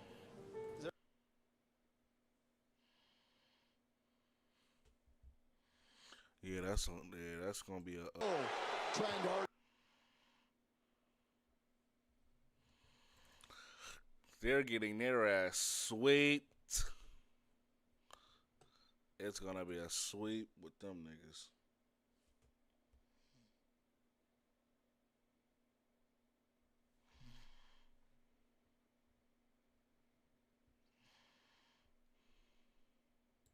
Batman fans, Matt Reeves just gave us our first teaser photo for the Batman Part 2, and it's got me hyped. So randomly right now, the director for the Batman Part 2, Matt Reeves, posted 2 photos of a camera test for the Batman Part 2, where in the specific camera test, it is of Robert Pattinson's Batmobile in snow as they try to get the proper lighting and work done because this movie will officially be taking place in the winter. Oh, please tell me we're one step closer to getting Mr. Freeze as a villain. The villain of this movie is still a big mysterious part. Although we have Sebastian Stan confirmed to play Harvey Dent, Two-Face, he's not going to be the main antagonist. And if you're going to give us that sweet Gotham covered in snow, and based off this camera test, eventually a chase sequence in the snow in that Batmobile, then why not have Mr. Freeze there? Either way, I know Matt Reeves is going to deliver, and it's just cool that we're about to enter into the Batman Part 2 era, where we're only going to get more set photos, details, pictures. I can't wait for all of it, but now we officially know Gotham is going to be covered in snow. Batman's going to be driving in it. How are you guys feeling about it? Kind of happened that peeks a little bit into the video game world, but there's some movie news attached to it. A Smash Bros movie. Moving on here, we got the announcement that Matthew Lillard has joined the Superman sequel, Man of Tomorrow. I am so happy that Matthew Lillard is on this resurgence, although did not love the way they used him in Scream 7. Whenever Quentin Tarantino came out and decided to call him and Paul Dano out, I was just like, yo, what's your problem? Matthew Lillard to me is an underrated actor who I don't think is just loved for nostalgia purposes like he would say because he was Shaggy or Stu in Scream. Like if you go to his 90s work, man was putting in work. He's a good actor that unfortunately hasn't been given those grander opportunities to show off some of that range. Hopefully this third Five Nights at Freddy's really lets him go full throttle. But anyways, because of his relationship with James Gunn and probably him being pissed at Quentin Tarantino calling him out, he was like, you know what, Matthew Lillard, come be in the Superman movie. And that did spark a lot of like theorizing and wondering, oh, who's he gonna play? You know, back in the early 2000s, they tried doing a Plastic Man movie with Matthew Lillard, which man, would have loved to have seen that. I was even thinking, heck, who cares if he's old now? Do that Plastic Man movie now. But we did get a set photo of them on set of Man of Tomorrow that's currently being filmed, and it's unfortunately what I suspected. Bro's probably gonna play some sort of Argus agent, CIA agent, just kind of a somewhat boring role. Now, I'd love to be proven wrong, and maybe he has something cooler to do, but just from this costume, it makes me think, guys, just agent number 4 in the movie. Either way, still happy Matthew Lillard's involved there, and he's having this renaissance. How did you guys feel about Matthew Lillard joining on Man of Tomorrow? Next up here, something that was getting people...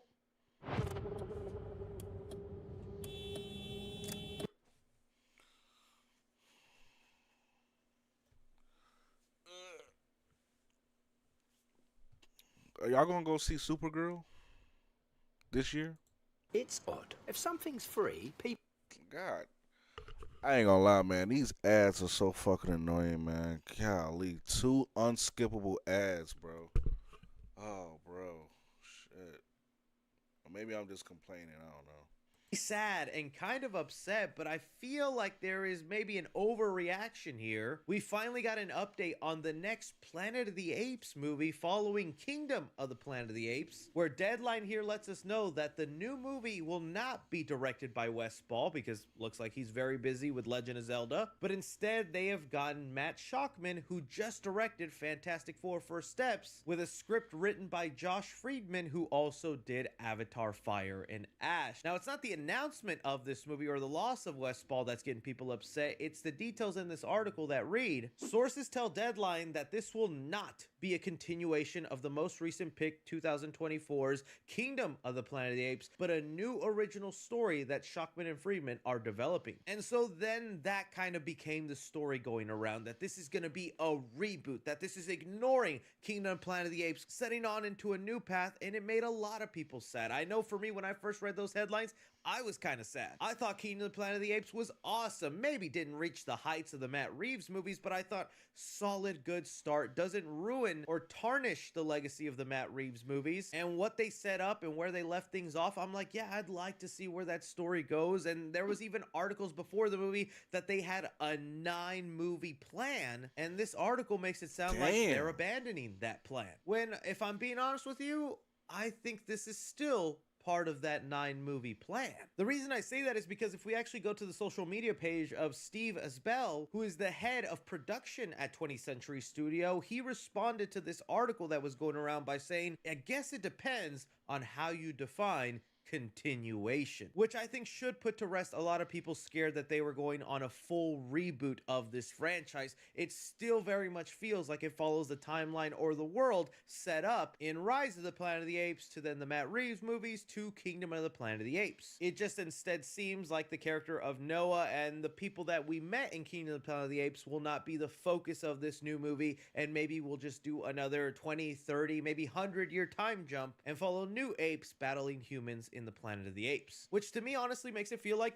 I think that was the original plan. I think some people were not completely understanding to the way Kingdom of the Planet of the Apes ended. Spoilers if you haven't seen the movie, but by the end of that film, the humans got their hands on a piece of technology that allowed them to turn on the satellites in the sky and form communication around the world. It was the beginning of a big step for humans to be able to start fighting back against the apes, and that's how I saw the future of this new series. Remember, because these ape movies are technically in canon or prequels to the original film with Charlton Heston, we are slowly leading up to that movie, and I think until then we are just going to be seeing the major historical events that led to the apes fully ruling the planet, growing as a civilization, and beating humankind. Because right now in Kingdom of the Planet of the Apes, in comparison to our human history, they're right now still like in the Native American times where they're living in huts in pieces of land. There's not really states, a government.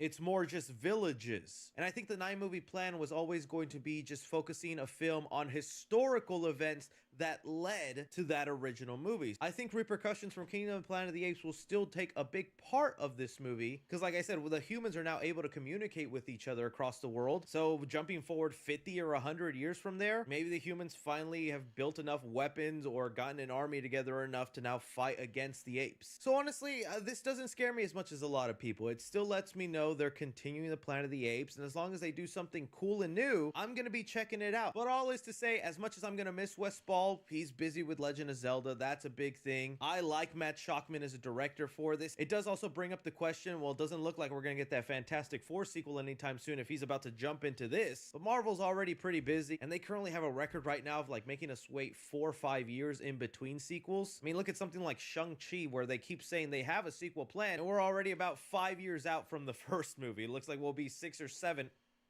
years until we get the sequel. Who knows, right? But okay, not panicking. Hey, we're just getting more Planet of the Apes. I'm always down for more ape movies, man. Come on. And now that brings us into this article involving Melissa Barrera, where she had an interview with Variety, and she got very candid about her feelings with Scream 7, the cast, and all that. Look, this is obviously not going to be an easy article to talk about, and you guys already know my stance on this situation. I think what Spyglass did to Melissa Barrera was so unjust, so unfair. It's awful that Spyglass tried getting her blacklisted and completely ruining her career. So with that said, there are a couple of things in this article that, although I respect and love Melissa Barrera, I was kind of shocked and in slight disagreement with some of the things she said. So let's start at the beginning. She kind of admits something I had known but really didn't say much because it wasn't worth just arguing with people online. But it was widely believed one of the reasons Jenna Ortega didn't come back for Scream 7 was in solidarity with Melissa Barrera and what they did with her. But she actually kind of debunks that isn't the case. The interviewer here asked her,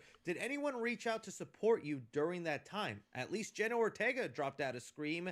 Melissa Barrera shakes her head and says, that's not the reality of things. And to me, that confirms a conspiracy theory I've had with how this whole Scream 7 drama had happened from the beginning. Because I was reading the articles and trying to get all the correct information to provide it for you guys, and what it really sounded like is Spyglass messed up by giving Melissa and Jenna Ortega only a 2-picture contract, that's Scream 5 and Scream 6, and what they didn't expect is someone like Jenna Ortega to blow up and become so popular in that time that when it came time for them to then re-up the contracts for Scream 7, which was the plan, which is what they were going to do, naysayers online want to say they never fired her because they never hired her back. It's like they literally hired a director, Christopher Landon, and they had to rewrite the scripts because Melissa Barrera and Jenna Ortega were the main characters of Scream 7. That cost them a lot of money, $500,000. But what actually happened is, because we have known from the history of Spyglass, they are cheap. They do not want to spend a lot of money, which was one of the big issues when Neve Campbell didn't come back back for Scream 6 because they didn't want to pay her what she was worth. So reading between the lines of a lot of articles, it sounded like they could not get a number that Jenna Ortega agreed with her newfound fame and popularity, that Jenna Ortega was just not going to be part of Scream 7. And well, I think Spyglass told themselves, just Melissa Barrera, she's not popular enough to hold the movie on her shoulders, and we already burnt that bridge with Neve Campbell. Can we find an excuse to fire her and start fresh? That's honestly what I think happened. I don't think they cared about the comments Melissa Barrera made. They just said,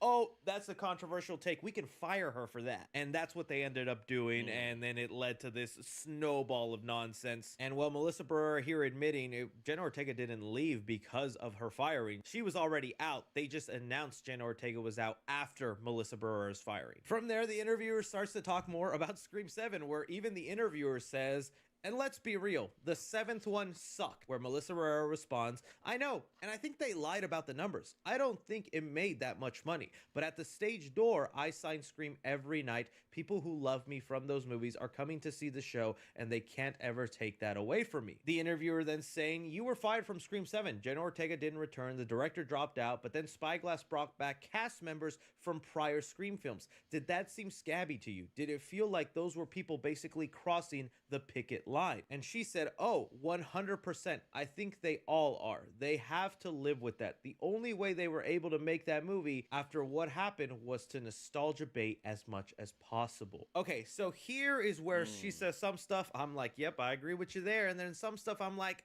I respect you, Melissa, but I don't know. The part I agree with, Scream 7 did suck, and it was a nostalgia bait movie, okay? And you can't deny it when they were making announcements for cameos in the movie. But I guess the parts I'm iffy on is, look, as much as I hate to admit it, it is wild that Scream 7 ended up becoming the highest grossing Scream movie. And I totally get why Melissa would feel like they fudged the numbers or they're faked, because I was even feeling that way when looking at the numbers. I'm like, how is this movie making so much money? It sucks. But I don't think the numbers are faked, okay? That would be a whole other conspiracy, and there'd be so many other issues. To me, the reason Scream 7 made a lot of money is because Scream 5 and 6 were so good, they brought in a new audience and brought back to life Scream. This new generation saw Scream 5 and 6 and were like, oh cool, let me go watch the old movies. They grew attached because they're awesome films, and so they were excited just to see a 7th movie, and they didn't care about the drama going on online. They just found a new cool horror franchise. And hello? Whoa. Mama Gurgan up. I think the part I am most in disagreement though with Melissa Barrera, and again, I don't fault her, she was really wronged and betrayed. And if you've seen the behind the scenes set photos of the people with Scream 5 and 6, like those cast members were a family and they were hanging out and chilling all the time. Imagine then your friends, the people you love, then going behind your back and being with the person that betrayed you. Like that would sting. So I totally get maybe where like the anger from Melissa Barrera is coming from in calling the co-stars in Scream 7 scabs. But for me personally, I don't see them that way. I understand why Neve Campbell went back for Scream 7. She finally got the paycheck she deserved, and come on, that was her franchise she built up, although I don't think she should be the star or the main focus anymore continuing on. And she's a center reason that franchise was big. It must have hurt her pretty bad to see Scream 6 at the time was a bigger movie without her. Like, that would sting for me. So to me, it wasn't malicious that like Neve Campbell became a star in Scream 7. And like on the Matthew Lillard side, although I wish they used him better and they actually gave us a good story with him, Matthew for like a decade has been begging to come back in the Scream franchise, had always been rooting for Stu. I don't blame him for taking the job and finally coming back in that role that fans have been wanting him in. It just sucks that it didn't turn out being good. Again, though, like I said, it's a tough situation to call because we live in such a black and white world. People either want to hate and say Melissa Barrera is playing a victim, or they want to be all up for it and all the things she's saying is now fact, and the studio did cheat on the numbers, and now every member of Scream 7 should be dead to us. There's a middle ground here. I respect and understand the betrayal Melissa Barrera felt, but I also know at the end of the day, these are just people doing jobs. It's not really personal or a direct attack on Melissa. They have their other reasons for being in the movie, and I really am only just wishing the best for everybody. Melissa Barrera just got announced to be in a new horror movie that it's like, yeah, I want to see that, and I hope it's a good movie. While we know Spyglass is going to work on Scream 8, and Scream is still one of my favorite horror franchises, as tainted and as broken as the community is now, I just want good Scream movies again. Again, though, just my opinion. I know some of you might feel differently and strongly, and I'm down to hear your opinion down below. What's How did up, you feel Pig about Melissa Master? Barrera's comments on Scream 7 and the cast? Anyways, guys, that is all movie news we currently have going on right now. And thank you so much for taking time out day to watch me talk some movie news. Don't be forgetting to hit that like button, subscribe if you haven't already. Follow me on Twitter at 3C Films or on TikTok at 3C Films. But as always, I'm Chris. Take care. You said $100 has been sent. Who sent the $100?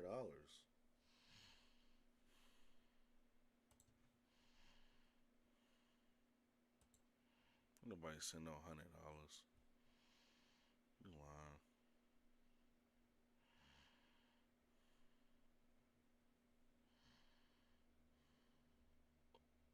Nobody sent no $100, man. You lying, bro.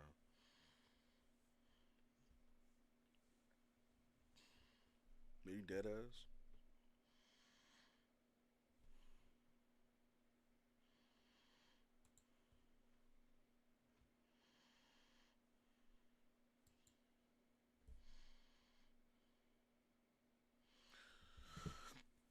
You talking about Key and Peele? You said I should watch Key and Peele?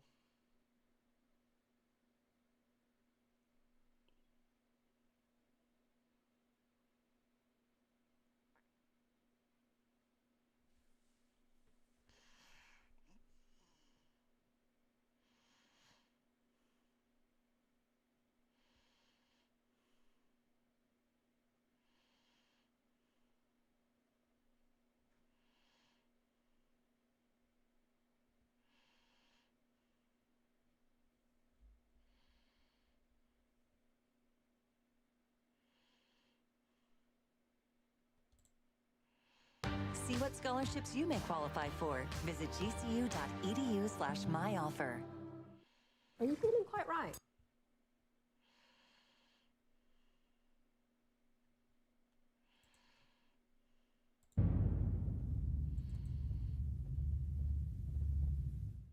Booty Call, underrated movie, man. One of my favorite movies from the 90s. How did that come about, you getting a role in that? I didn't get that movie. I didn't get that audition. All right, so here's another story, right? So I did not get that part. Like I went in and the part was, no, I didn't get it. I went in, did my thing. I thought I killed it. You know you ain't getting it when they're like, hey man, they'll validate your parking. You know, that's when you know you ain't got it. You know, you just kind of, oh, okay, so I'm gonna, where, you guys want me out of here? And they're just like, oh, no, hey man, have a nice day, you know? And so I don't get it. And it's with me and Jamie, okay? And you know that was gonna be the bomb, right? And I wanted that really bad, but for some reason, they didn't want me for it, you see? So probably about a month goes by and I get a call and they say, you know what? You got the part. You got the part in Booty Call. And I was like, let's go. Let's go. Me, the director, Benny Medina, was the company that did that movie with us, that was working with me then. It was the bomb. It was the bomb. But for the first 6 months, it felt funny, you know? And the director warned me. He said, hey man, you're gonna feel like Jamie kicking your ass in this movie. You know, because I'm gonna hold you back. Because your character is like the conservative one. You know? So you gotta kind of let him go ahead and get down. You know, and the comedian, you know, black people in general, you know? you ain't gonna sit down and be, you know, dealt with, you know? But man, he was killing it. And I knew he would too, because you know Jamie, man. Jamie good as hell, man. So I sat through that thing, man. And he's like, you all right? You know, I leave the set. Yeah, I'm cool, I'm all right. But what he did tell me is he said, but when I let you loose, I'm gonna let you loose. I just need you to wait. And so the first day I got loose was with the saran wrap, you know? And then it was from there, it was on between the both of us, you know. And I'm very grateful for that movie because you're looking at probably two of the best at what we do.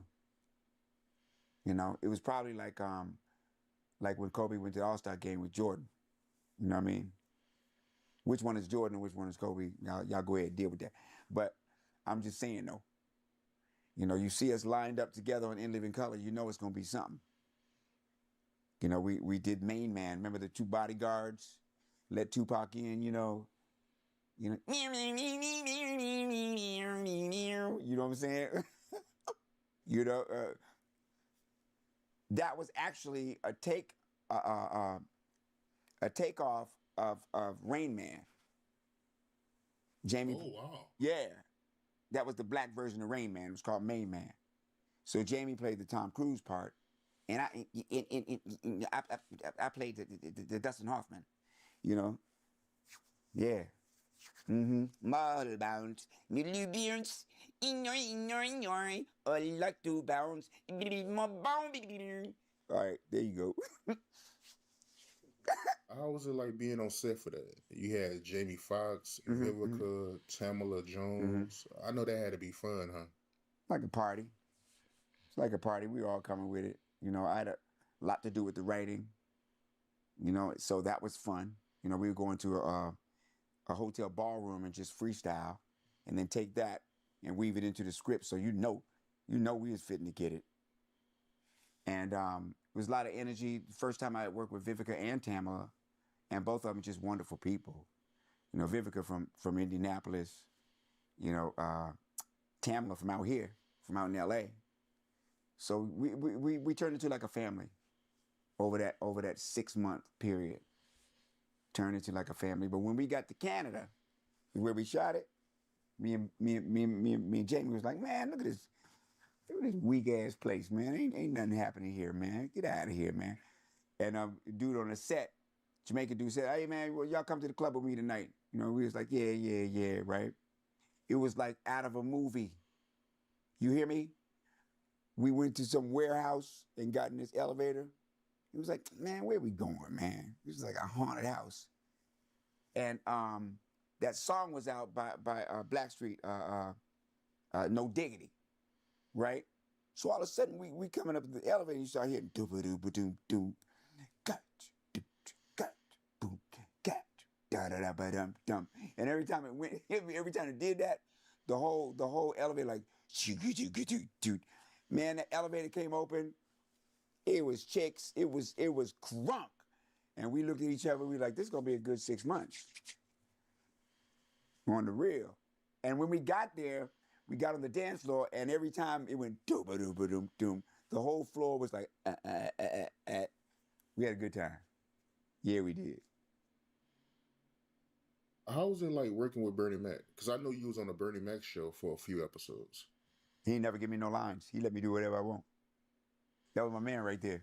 That was my man. He almost lost Booty Call because he couldn't really turn the words on the page into his style. And the director was about to cut him out of the movie. He's like, nah, he's not working, man. He's not working. I said, nah, no, you can't do that, man. You can't do that. Let me have him for a minute. So I took him in my trailer for a couple hours, and I said, how would you say that? And he said, I wrote it. Okay, this, that. How would you say that? I was saying, motherfucker, you ain't gonna do that. I said, okay, here you go. And wrote out his script. We ran it. I went back to the director, said, you ready to shoot it? He ready. And he killed that. Killed it. And throughout his whole career, he been my man. Way back from seeing him in the comedy club, the most popular spot in Chicago. Meeting him there and then seeing, being able to witness his rise. Creating custom clothing with Tap Stitch is simple.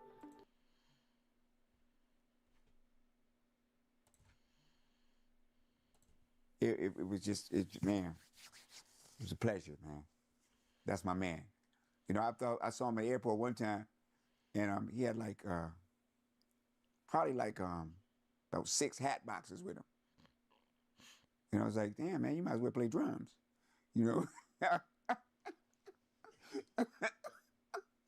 You know, because it looked like he was traveling with a set of drums. You know what I mean? I said, he's serious about them hats. You know, that's my man right there. Let me do anything I want. When I got on the set, when it came around to read my parts, he said, nah, just save it. Save Tommy for the camera. You know, when we yell action, just let him go. He'll figure it out. Let him do what he do. You know. I heard that you and Vivica, when y'all was on set of Booty Call, y'all made a bet. Yeah, I had to make her and Jamie give my money in front of everybody. They ain't like that. Yeah, they ain't like that. But because they was talking, man, they was talking so much shit. You know, Jordan ain't this, Jordan ain't that, Jordan ain't gonna do nothing, Jordan ain't this, Jordan ain't that. I'm like, what are y'all crazy? Are you kidding me right now? 8,000 in hundreds. Both of y'all. Like, yeah, in front of everybody.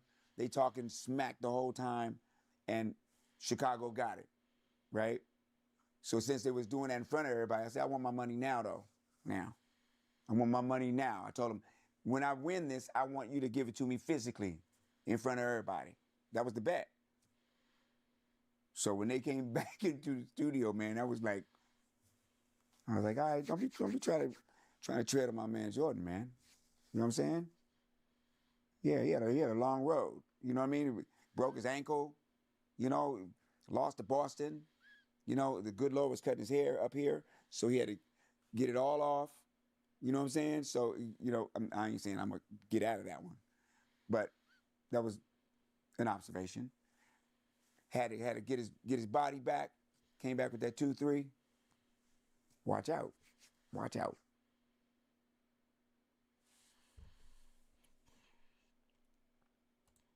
Hell no.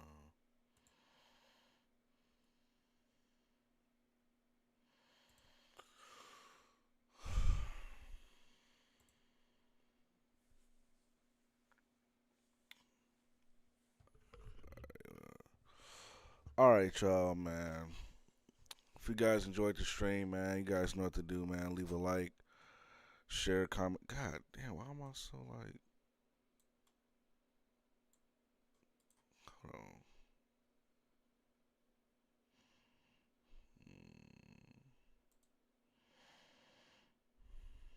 All right.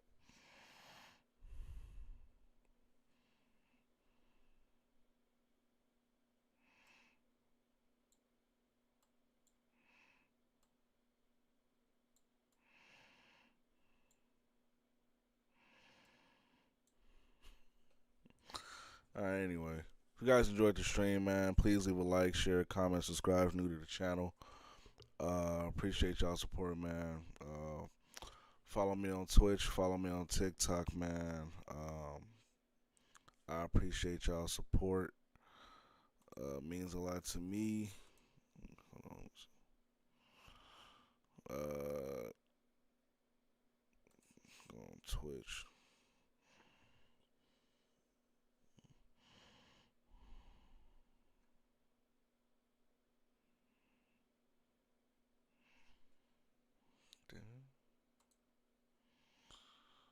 Hold on. Don't tell me my stream did that shit again, bro.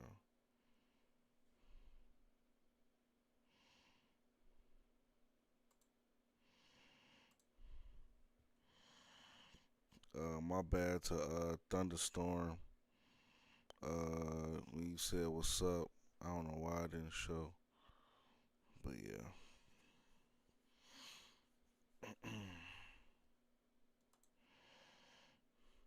Appreciate that, Dallas. Appreciate that. As always, man. Whoa, what's up, Papucho? What's up?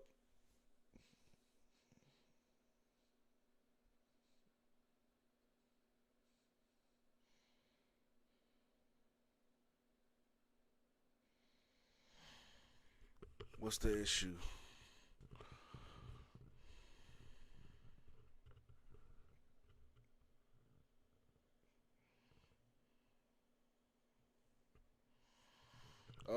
Also, I'm gonna try to figure out what I'm gonna play for y'all tomorrow. I'll try to figure it out. Trying to figure out what I'm gonna play. I'm not sure yet, but you know.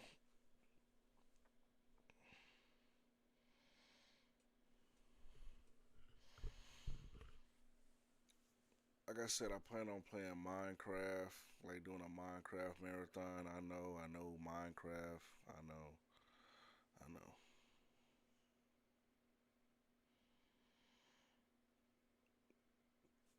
Bro, why you say bruh and then you said sup? Like I don't like you said bruh like you had a problem or something, like you was upset, bro.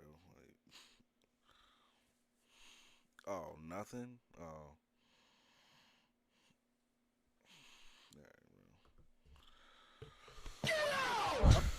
Okay.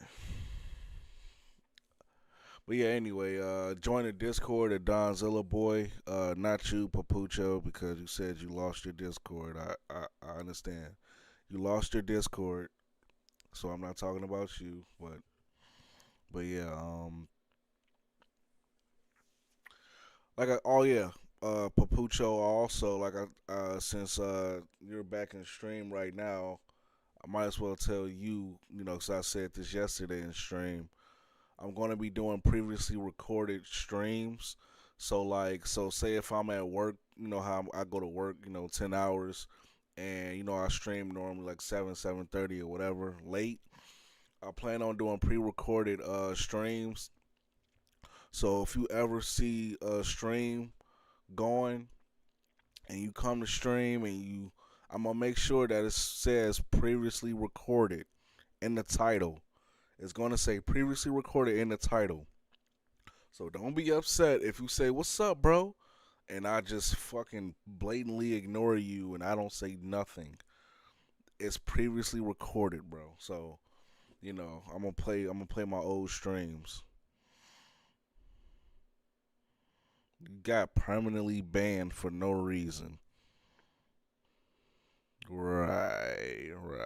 You got permanently banned for no reason. Right.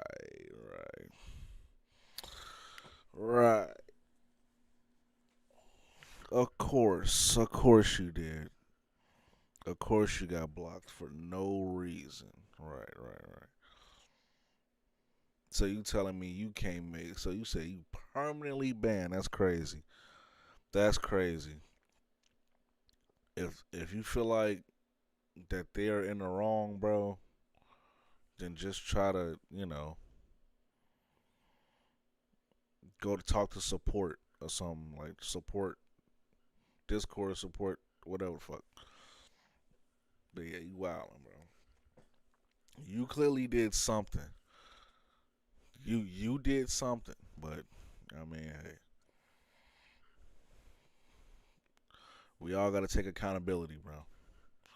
But if you generally didn't do nothing, hey, then I'm just talking shit. I'm just talking shit, bro. But yeah, you said I'm gonna have to go to your channel to see damn.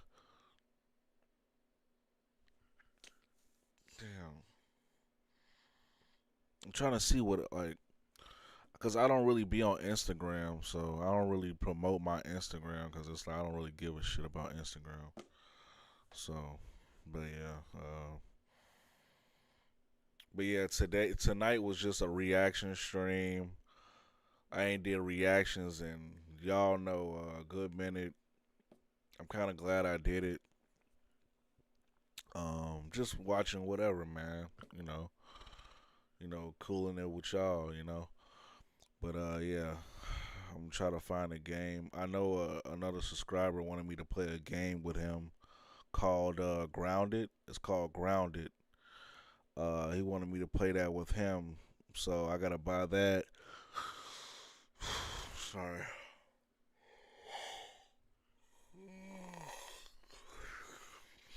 Shit. Yeah, it's about time I go to bed, bro. I gotta go to bed. So that being said, man, I'm out this bitch. Peace. Shit.